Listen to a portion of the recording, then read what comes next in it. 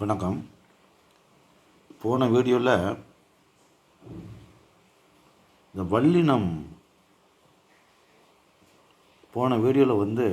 வல்லினம் மிகு இடம் ஒரு சின்ன உதாரணத்தில் பார்த்தோம்.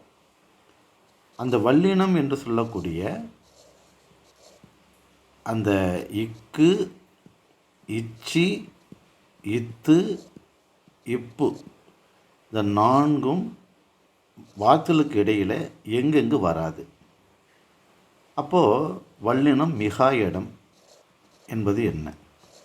அப்போ தான் அவங்க வல்லினம் இடையில் இக்கு, இச்சி, இத்து, இப்பு கொடுத்துருந்தாங்கன்னா அதை சரியாக இருந்தால் அது சரின்னு விட்டுடலாம்.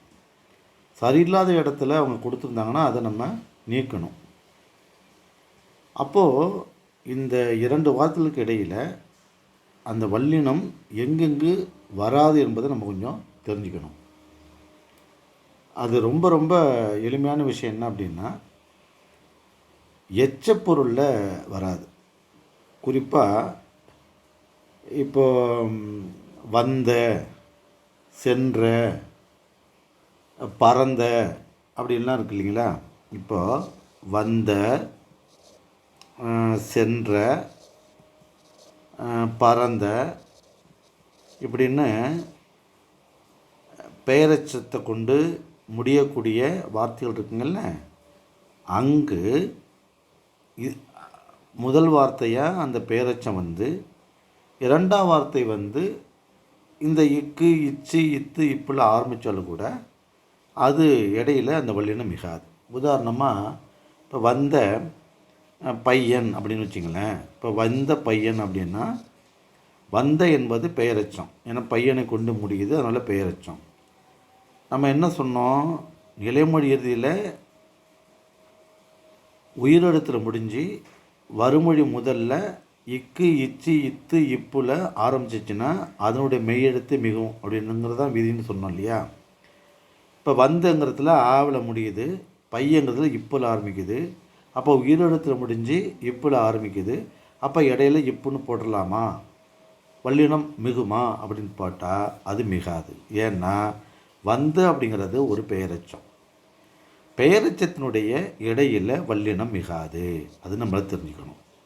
இப்போ சென்ற குதிரை அப்படின்னு வச்சிங்களேன். சென்ற குதிரை. இப்போ இதுலேயும் ஆவல முடியுது, இக்கில் ஆரம்பிக்குது. நிலைமொழி இறுதியில் ஆவல முடியுது, வறுமொழி முதல்ல இக்கில் ஆரம்பிக்குது.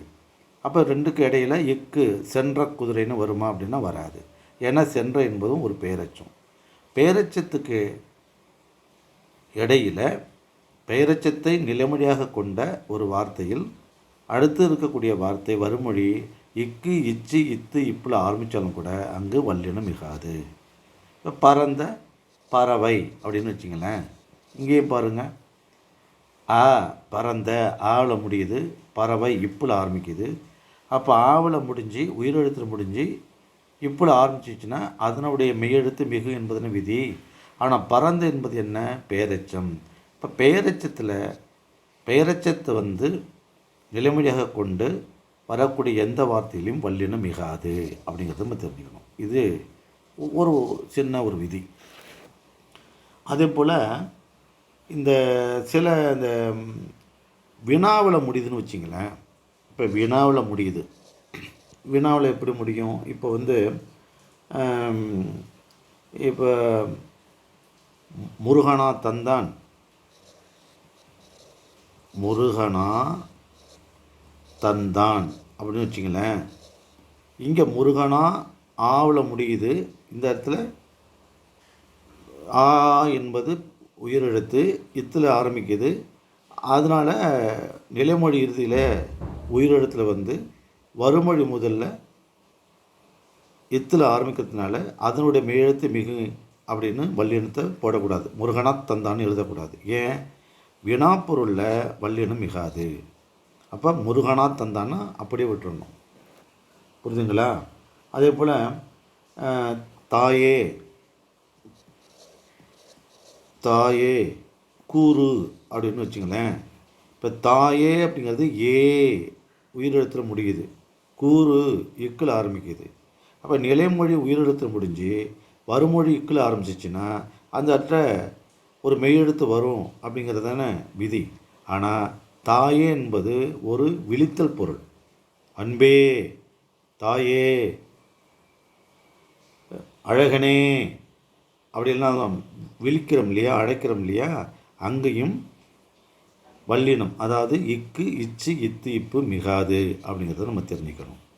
அதே போல் இந்த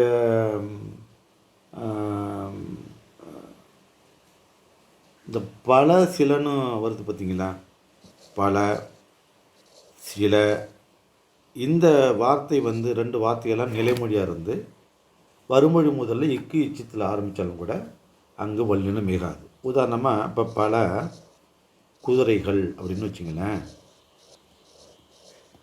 இப்போ இந்த பல ஆல முடியுது, குதிரை இக்கில் ஆரம்பிக்குது, உயிரிழத்தில் முடிஞ்சு இக்கில் ஆரம்பித்தா பல குதிரைகளும் வருமானம் வராது. ஏன்னா பல சில அப்படிங்கிற அந்த பல சில என்று சொல்லக்கூடிய பன்மை பெயர்களிலும் நிலைமொழியாக வருகிற போது வருமொழி வந்து வல்லினத்தில் ஆரம்பித்தாலும் கூட அது மிகாது. அப்போ சில பறவைகள் அப்படின்னு தான் எழுதணும். சில பறவைகள் அப்படின்னு தான் எழுதணும். சில பறவைகள் அப்படின்னு தான் எழுதணுமே தவிர சில பறவைகள்னு எழுதக்கூடாது. ஏன்னா அங்கேயும் வல்லினம் மிகாது. அதே போல் இன்னும் ரொம்ப முக்கியமான விஷயம் என்னென்னா, வினைத்தொகையில் வல்லினம் மிகாது. அது ரொம்ப, அதை தான் வினைத்தொகை கண்டுபிடிப்பதற்கு அது ஒரு ரொம்ப முக்கியமான ஒன்றாக நம்ம வச்சுக்கலாம். வினைத்தொகையில் வல்லினம் மிகாது. அப்போ வினைத்தொகைங்கிறது உங்களுக்கு நல்லாவே தெரியும். நிலைமொழி கட்டளையாக இருக்கணும், வருமொழி பெயர்ச்சொல்லாக இருக்கணும். நிலைமொழி கட்டளை சொல்லாக இருந்து வருமொழி பெயர்ச்சொல்லாக இருந்துச்சுன்னா அது வினைத்தொகை. இப்போ சுடுகாடு அப்படின்னா சுடு என்பது கட்டளை சொல், காடு என்பது பெயர்ச்சொல். அப்போ சுடுகாடு என்பது வினைத்தொகை. வினைத்தொகையினுடைய இடையிலையும் வல்லினம் மிகாது. சுடுகாடுன்னு எழுதக்கூடாது. புரியுதுங்களா? இப்போ ஆடு பாம்பேன்னு வச்சுங்களேன். ஆடு பாம்பு, இங்கே ரொம்ப முக்கியமான விஷயம் என்னன்னா, இந்த ஆடு பாம்புங்கிறதுல இலக்கண குறிப்பு கேட்டுறாங்கன்னு வச்சிங்களேன். இதுதான் ரொம்ப ரொம்ப முக்கியமான ஒரு விஷயமா நீங்கள் தெரிஞ்சுக்கணும். ஆடு பாம்பு, இப்போ ஆடு பாம்பு அப்படிங்கிறதுல கொடுத்து இலக்கண குறிப்பு கேட்டுறாங்கன்னா, ஆடு ஆடக்கூடிய தொழிலை செய்யக்கூடிய ஒன்று. அப்போ ஆடு என்பது கட்டளை சொல், பாம்பு என்பது பெயர்ச்சொல். அப்போ ஆடு பாம்பு என்பது வினைத்தொகை என்றும் கொள்ளலாம். வினைத்தொகையாகவும் வருது. ஆடு பாம்புங்கிறது வினைத்தொகையாகவும் வரும், அது புரிஞ்சுக்கணும். அதே சமயத்தில் ஆடு பாம்புன்னா ஆடும் பாம்பும் என்று அதாவது மறைஞ்சு வருதுனால ஆடுவும் பாம்பும் அப்படின்னு மறைஞ்சு வருதுனால அதுக்கு உம்மைத்தொகை அப்படின்னு எழுதலாம். உம்மைத்தொகை அப்படின்னு எழுதலாம். நல்லா புரியுதுங்களா உங்களுக்கு? ஆடு பாம்பு அப்படின்னு நம்ம சொன்னோம்னா அது வினைத்தொகை கொள்ளலாம். ஏன்னா ஆடுதல் என்கிற தொழிலை செய்யக்கூடிய ஒன்று. ஆடு என்பது கட்டளை, பாம்பு என்பது பெயர்ச்சொல். முதல் வார்த்தை கட்டளையாக இருந்து அடுத்த வார்த்தை வந்து பெயர்ச்சொல்லாக இருந்துச்சுன்னா வினைத்தொகை கொள்ளலாம். அதே சமயத்தில் ஆடு பாம்பு அப்படின்னு பிரித்து ஆடுவும் பாம்பும் அப்படின்னு நம்ம சொன்னோம்னா அது கூட உம்மைத்தொகை என்று கூட வச்சுக்கலாம். அப்போ இதை போல் வினைத்தொகை இறுதியிலையும் என்ன வராது, நமக்கு வல்லினம் மிகாது. அதாவது இக்கு இச்சு இத்து இப்பு மிகாது அப்படிங்கிறது நம்ம தெரிஞ்சுக்கணும். நன்றி, வணக்கம்.